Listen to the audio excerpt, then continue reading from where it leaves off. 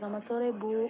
Perkenalkan nama saya Adisti Tresandika Pramesti. Di sini saya akan menjelaskan tentang emfisema pulmonar. Yang di sini pertama saya akan menjelaskan pengertian dari emfisema pulmonar. Di sini emfisema pulmonar adalah perubahan anatomis dari parenkim paru yang ditandai oleh pembesaran abnormal alveoli dan ductus alveolar serta kerusakan dinding alveolar. Penyebab emfisema di sini belum diketahui.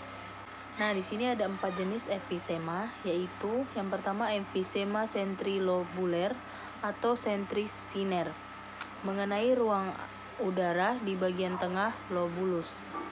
Yang kedua emfisema panlobuler atau panasiner, mengenai seluruh ruang udara sebelah distal dari bronchiolus terminalis. Yang ketiga emfisema paraseptal atau distal asinus, mengenai ruang udara sebelah tepi lobus terutama yang dekat dengan pleura. Yang terakhir emfisema irreguler secara tidak teratur mengenai asinus respiratorus. Jadi selanjutnya di sini ada penata laksananya. Pertama, penata laksana medis. Sarana utama pengobatan adalah untuk memperbaiki kualitas hidup, memperlambat progresi penyakit dan mengatasi obstruksi jalan nafas untuk menghilangkan hipoksia. Pendekatan terapeutik mencakup sebagai berikut. Yang pertama, tindakan pengobatan dimaksud untuk memperbaiki ventilasi dan menurunkan upaya bernafas. Yang kedua, pencegahan dan pengobatan cepat infeksi. Yang ketiga, terapi fisik untuk memelihara dan meningkatkan ventilasi pulmonal. Yang keempat, pemeliharaan kondisi lingkungan yang sesuai untuk mempermudah bernafas. Yang kelima, dukungan psikologi serta penyuluhan dan rehabilitas yang berkesinambungan. Yang B, di sini ada penata laksanaan keperawatan. Yang pertama ada data subjektif. Data yang harus dikumpulkan untuk mengkaji klien dengan emfisema termasuk yang pertama riwayat dan awitan gejala seperti dispena, batuk, pembentukan sputum. Yang kedua riwayat merokok. Yang ketiga riwayat keluarga tentang emfisema. Yang keempat pemajanan. Yang keempat pemajanan terhadap iritan lingkungan baik di rumah ataupun di tempat kerja. Yang kelima modalitas perawatan diri. Yang keenam, medikasi atau terapi yang diserapkan dan keampuhannya untuk meredakan gejala. Yang kedua ada data objektif. Di sini data yang harus dikumpulkan untuk mengkaji klien termasuk emfisema adalah yang pertama kaji penampilan umum. Klien biasanya tampak kurus dengan dada membesar.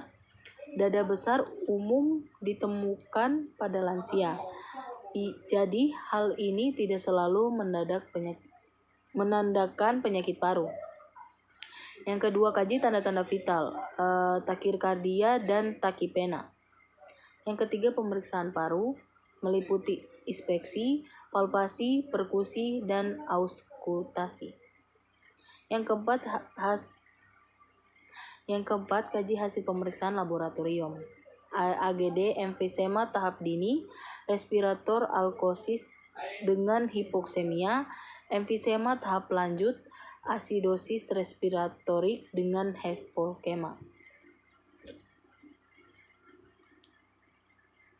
Selanjutnya di sini kita melakukan pengkajian. Yang pertama ada identitas klien atau pasien, yang kedua keluhan utama, yang ketiga riwayat kesehatan sekarang, yang keempat riwayat kesehatan dahulu, yang kelima riwayat kesehatan keluarga, yang keenam itu kita melakukan pemeriksaan fisik. Yang pertama itu tanda-tanda vital meliputi keadaan umum yaitu lemak, kesadaran, kualitas CM, nadi bila sedang kambuh, nadi meninggal, suhunya normal, RR dan lain-lain. Ada data psikologis. Yang pertama status emosi. Di sini kita melihat pasien status emosinya mungkin ada mengalami sedih dan takut akan penyakitnya yang kian parah. Yang kedua kecemasan klien sedang. Yang ketiga konsep diri, acitra tubuh. Pasien mengatakan dia menyukai seluruh anggota tubuhnya dan tidak ada anggota yang tidak dia sukai.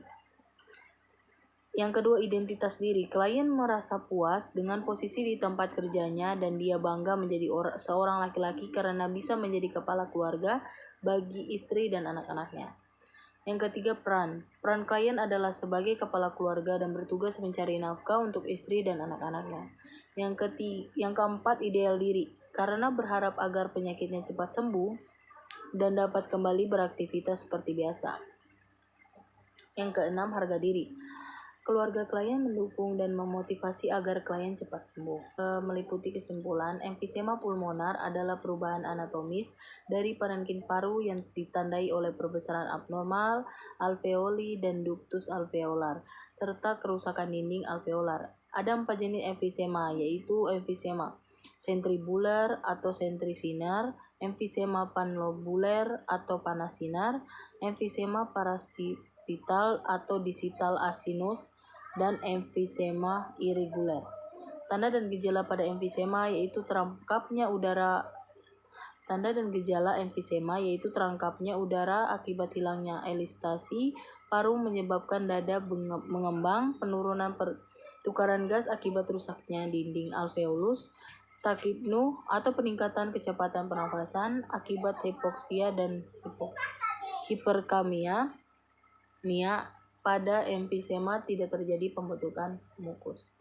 Untuk memastikan bila terkena penyakit emfisema atau tidak, kita dapat melakukan pemeriksaan diagnostik dengan cara pemeriksaan ronsen dada, uji fungsi paru, bronkogram, pemeriksaan ASD, dan hitung banding, pemeriksaan kimia darah, dan pemeriksaan EKG.